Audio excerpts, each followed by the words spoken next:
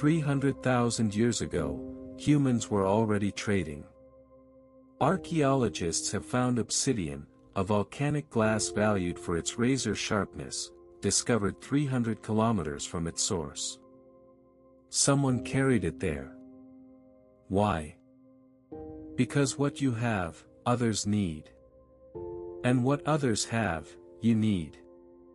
Exchange was not a market invention, it was a survival strategy. The instinct to trade is as old as the human species itself. Obsidian networks were the ancient world's first supply chains, spanning hundreds of miles, crossing mountains and rivers, linking communities who may never have met face to face. The commodity moved through chains of exchange, hand to hand. Shell beads found deep inland tell the same story. These were not trinkets, they were currency. Portable, recognizable, universally valued. The bead was the ancient world's first standardized unit of exchange, predating coins by tens of thousands of years. The Silk Road formalized what prehistory had practiced. For over 1,000 years, merchants carried silk, spices, glass, and gold between China and Rome. But the most valuable cargo was invisible. Ideas, religions, and mathematics traveled the same routes. The Indian Ocean trade network ran on monsoon winds. Arabian, Indian, and East African merchants had mapped the wind patterns precisely, sailing east in summer, west in winter. 2,000 years ago, this was the world's most sophisticated maritime trading system. Trade moved knowledge. Baghdad at its peak received manuscripts from Greek Alexandria, Indian universities, and Chinese workshops simultaneously. The Islamic Golden Age was not just a religious phenomenon, it was what happened when trade routes converged on one city.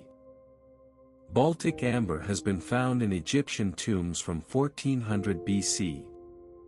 The amber came from the Baltic Sea, 4,000 kilometers away. Somebody carried it, traded it, valued it enough to bury it with their dead.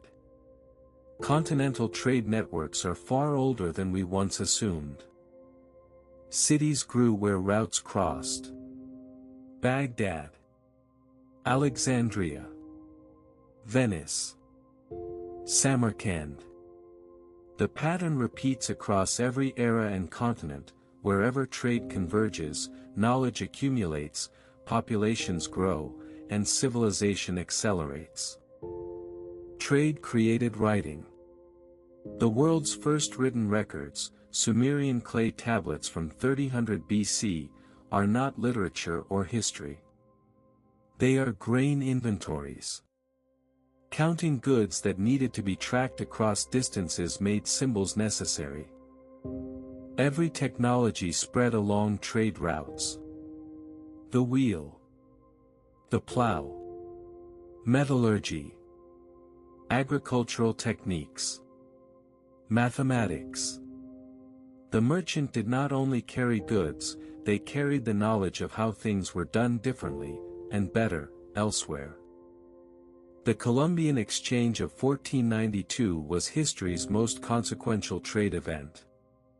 Tomatoes, potatoes, and maize moved to Europe, transforming diets and enabling population growth. Horses and diseases moved to the Americas, with devastating consequences. Trade has always cut both ways. From an obsidian nodule carried across a mountain range 300,000 years ago, to the Silk Road connecting east and west, to monsoon-powered dhows crossing the Indian Ocean, to Venetian merchant galleys, to the container ships that carry 40% of global trade today. One unbroken human instinct, to exchange. I am Takku.